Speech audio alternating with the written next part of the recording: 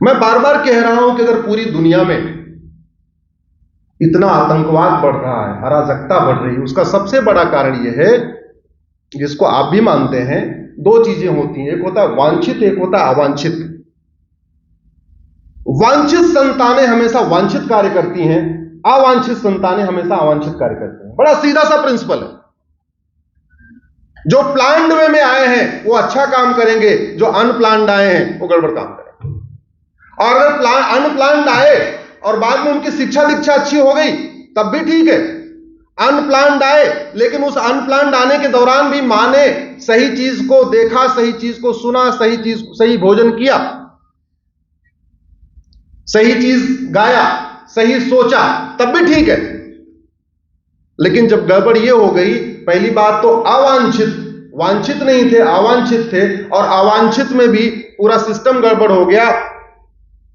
जो नहीं खाना चाहिए मां ने वो खाया, जो नहीं सुनना चाहिए था मां ने वो सुना, जो नहीं देखना चाहिए था मां ने वो देखा, जो नहीं भोजन करना चाहिए मां ने वो भोजन किया, जो जो कार्य निषिद्ध थे, नहीं करना चाहिए था, वो सब किया। तो याद रखिए, बच्चा जब पैदा होगा तो अराजकता ही बढ़ाएगा, अराजक काम ही करेगा। इसका सबसे बड़ा एग्जाम्पल है, आप लोग गूगल कर लेना, डेजिग्नेटेड टेररिस्ट ग्रुप। दुनिया में 60 आतंकवादी संगठन है, आप गूगल करिएगा डेजिग्नेटेड टेररिस्ट ग्रुप तो आपको आतंकवादी संगठनों का नाम आएगा। अब्दुल्ला आजम ब्रिगेड, अबू सयाफ, अदन हबियान, अल हरमैन, अल इत्तिहाद, अल नुसरा, अल कैदा, Ansar al Sharia, Ansar al Islam, Ansar Dine, League of Partition, Boko Haram, Egyptian Islamic Jihad, Haqqani network, हरकत जिहाद, हरकत मुजाहिदीन, हरकत शैम, जमीयत अंसार, हयात तहरीर, जिहाद union, Islamic movement of Uzbekistan, Islamic state of Iran, Iraq and Iran, जैसे मोहम्मद, जैसे मुजाहिदीन, जमीयत असरुत, जमात अल अरहा, जमे इस्लामी, जुंड अल अस्का, जुंड खलीफा, जुंड इमाम, लश्कर तैयबा, लश्कर झांगवी, ऐसे ऐसे करके आपको 60 आतंकवादी संगठनों का लिस्ट मिल जाएगी, जिसको पूरी दुनिया ने बैन किया है। अगर उनका नाम देखेंगे तो आपको पता चल जाएगा कौन है, कैसे हैं, क्या करते हैं। उससे यह भी पता चल जाएगा कि जब ये बच्चे पेट में रहे होंगे, पहली बात तो ये पेट में अवांछित आए, ये वांछित नहीं थे। क्या थे ये? जोर से बोलिए, अवांछित। और जब पेट में आए भी तो मां ने अवांछित भोजन किया। अवांछित समझ रहे हैं ना?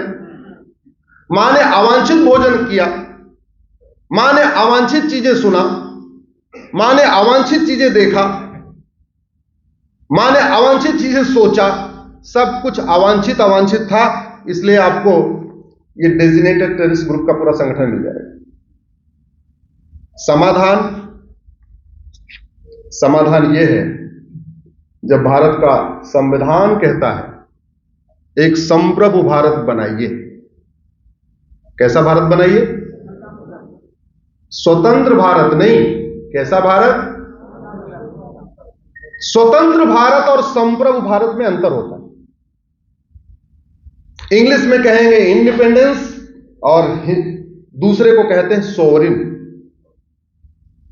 वास्तव में 75 साल में हमने स्वतंत्र भारत तो बनाया, लेकिन संप्रभु भारत नहीं बनाया। जबकि संविधान के प्रियम्बल का पहला शब्द है सर, बांगड़ सर, संविधान के प्रियम्बल का पहला शब्द, we the people of India have decided to establish a sovereign Bharat. कैसा भारत? सोवरिन भारत का मतलब, संप्रभु भारत का मतलब, अब हम आज स्वतंत्र हो गए हैं, हम संप्रभु भारत बनाएंगे। संप्रभु भारत का मतलब न गुलामी का नाम होगा, न गुलामी की निशानी होगी, न गुलामी की परंपरा होगी, न गुलामी का रीति रिवाज होगा, न गुलामी की वेशभूषा होगी, न गुलामी की जीवन पद्धति होगी, न गुलामी का टैक्स सिस्टम होगा, न गुलामी का पुलिस सिस्टम होगा, न गुलामी का जुडिशियल सिस्टम होगा, न गुलामी का एडमिनिस्ट्रेटिव सिस्टम होगा।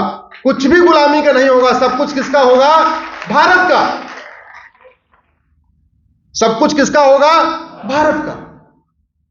और मैं भारतीय होने के नाते यह नहीं कह रहा हूं कि हमारा सिस्टम सर्वोत्तम सिस्टम है। सारे सिस्टम को कंपैरेटिव एनालिसिस करने के बाद कह रहा हूं कि हमारा सिस्टम सर्वोत्तम सिस्टम है, दुनिया का सर्वोत्तम सिस्टम है। जब लोग जाहिल वाली जिंदगी जीते थे, कपड़ा पहनना नहीं आता था,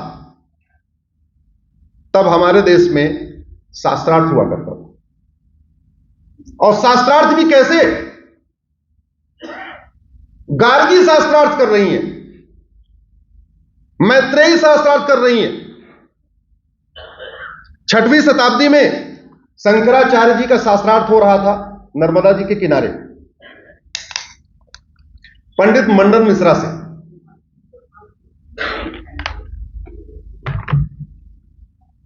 शास्त्रार्थ के बाद शंकराचार्य जी ने मंडन मिश्रा को हरा दिया।